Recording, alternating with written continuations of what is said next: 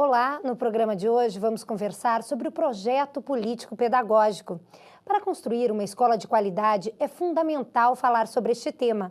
Vamos ver como é construído o projeto político-pedagógico e sua importância para a comunidade escolar.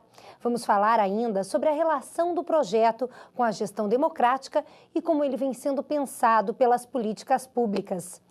Hoje, para conversar sobre estes temas, o Nós da Educação convida a professora Ilma Passos Alencastro Veiga, que é pós-doutora em Educação pela Universidade de Campinas, pesquisadora associada sênior da Universidade de Brasília e professora do Centro Universitário de Brasília. Professora, muito obrigada pela sua participação aqui no programa. Eu que agradeço o convite de estar aqui, agradeço a TV Paulo Freire, por ter essa oportunidade de falar um pouco sobre a questão do projeto político-pedagógico. Professora, então vamos começar o programa contando um pouquinho da sua história. Como que a senhora se interessou por educação? Bom, para começar, eu sou filha de professora.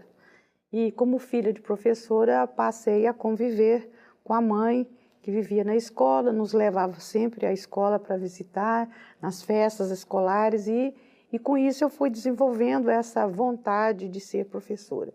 Então, quando termina o curso ginasial da época, né, que hoje corresponde à 8ª série do ensino fundamental, eu tive que fazer a opção. E a opção foi para o curso normal, que praticamente na minha geração, o curso mais indicado para moças era o curso normal. Fiz o curso normal, terminei o normal, já assim como uma das 3 primeiras colocadas do Instituto de Educação de Goiás, e como prêmio recebi uma nomeação como professora de um jardim de infância de aplicação do Instituto de Educação do Estado. E aí eu iniciei a carreira, né, praticamente aos 18 anos, e permaneci nessa escola por 10 anos como professora de jardim de infância, hoje é chamado de educação infantil. Depois, posteriormente, eu fiz o curso de pedagogia, né? Praticamente foi simultâneo ao início da docência na escola pública, eu fiz o curso de pedagogia. E ao terminar o curso de pedagogia, eu fiz concurso para entrar no curso normal, né, do Instituto de Educação e comecei a lecionar didática, há alguns anos formando professores para o ensino fundamental, na época ensino primário. Depois disso, a trajetória vai continuando, né? A gente tenta aperfeiçoar a formação, aprofundando, fiz uma especialização de 1 ano em Belo Horizonte, no ano de 69, permaneci ali durante 1 ano, volto para Goiânia, retomo o Instituto de Educação, orientando alunos no curso normal, e em seguida eu fui fazer um curso de Educação Física, uma licenciatura em Educação Física. E fiz a licenciatura e terminando a licenciatura, eu passei a ser professora do curso de Educação Física, que era de nível superior.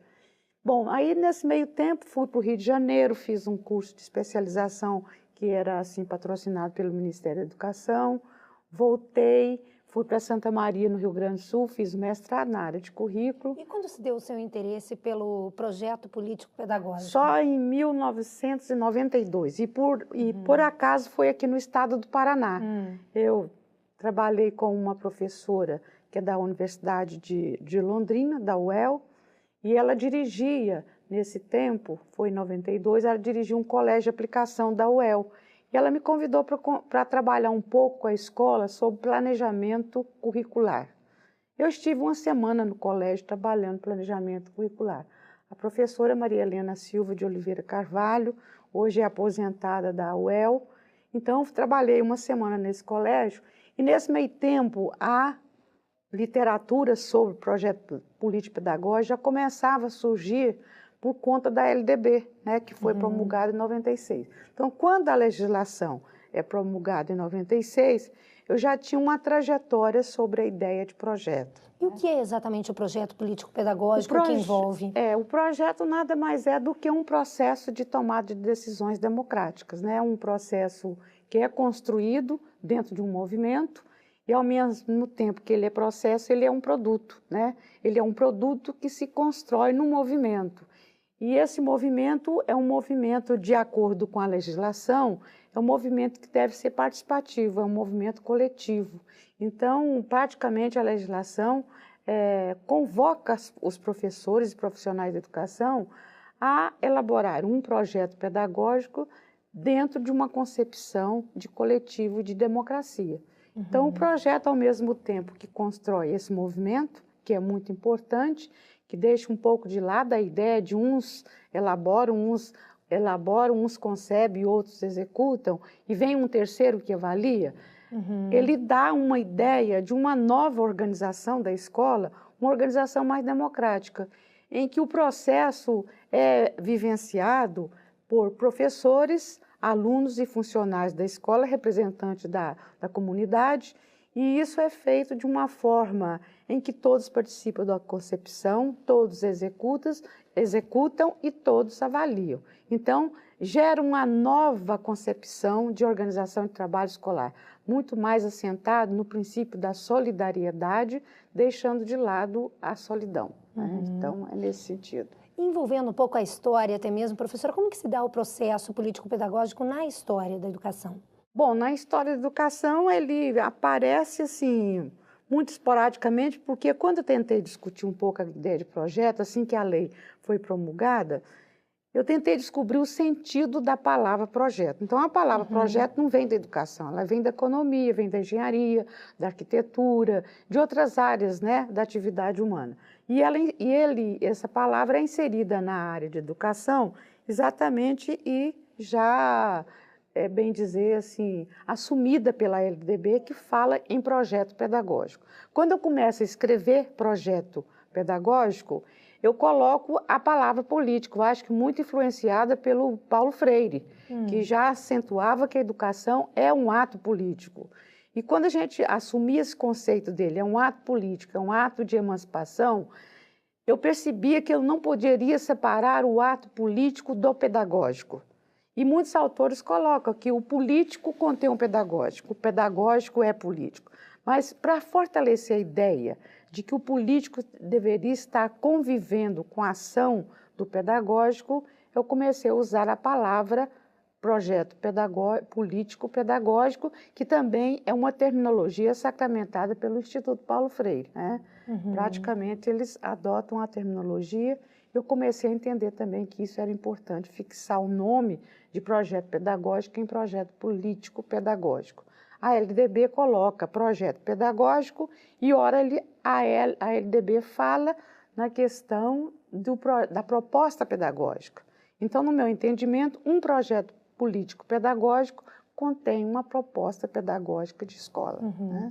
Professora, e o que são as perspectivas de ação regulatória ou técnica e ação emancipatória ou edificante? Edificante. Bom, nesse sentido a gente até coloca, eu tenho escrito um pouco sobre essa questão, que eu tenho falado que projeto pedagógico ele pode ser concebido dentro de duas perspectivas. Numa perspectiva técnica, é mais um modismo, né? Ele surge por força de lei e vira um modismo, acabou o modismo, todo mundo esquece.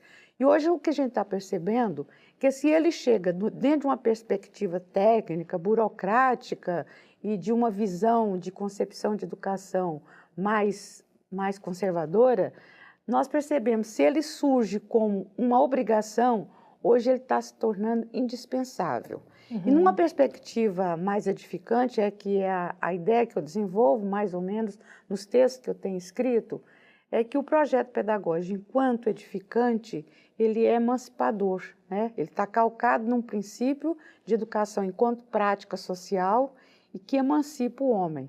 E como emancipador ou quanto edificante, o projeto tem um compromisso com os princípios ou as finalidades da educação brasileira, expressas hoje no artigo 2º da LDB, que diz que é o pleno desenvolvimento do aluno, ou da pessoa, ou do educando, o preparo para a cidadania e o exercício para o trabalho. Então, pessoa, cidadania e trabalho é o compromisso maior que o projeto deve ter. Um outro compromisso do projeto, nessa concepção de perspectiva edificante, ele tem um compromisso com a qualidade. Então, aí a gente fala de dois tipos de qualidade, a qualidade formal e a qualidade política. A qualidade formal seria no sentido de garantir às escolas as condições de estruturas físicas, administrativas e de equipamentos para o funcionamento da qualidade da educação, do ponto de vista formal.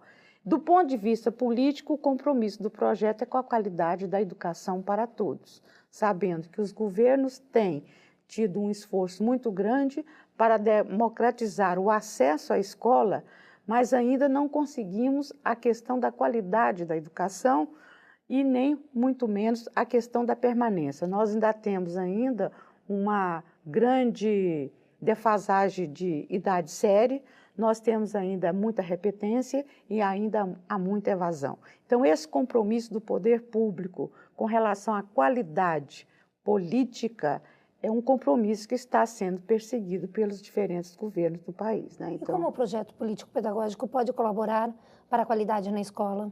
Bom, como a gente percebe, e eu tenho defendido muito pelo sentido de que o projeto sendo trabalhado no bojo de uma concepção emancipadora e numa concepção de gestão democrática, e a própria legislação brasileira coloca bem claramente que a gestão democrática se dá através de diferentes mecanismos de instâncias colegiadas dentro da escola, e o primeiro que ele coloca é a questão da eleição de diretores, mas não fica só por aí, a eleição de diretor não pode garantir a qualidade democrática da escola, mas temos outros mecanismos, né, que a própria LDB coloca, que é a questão do conselho escolar, o conselho de classe, a associação de pais, de pais e professores e funcionários, a representação estudantil que tem tido um movimento intenso no país inteiro, no sentido de resgatar a possibilidade do aluno ter voz na escola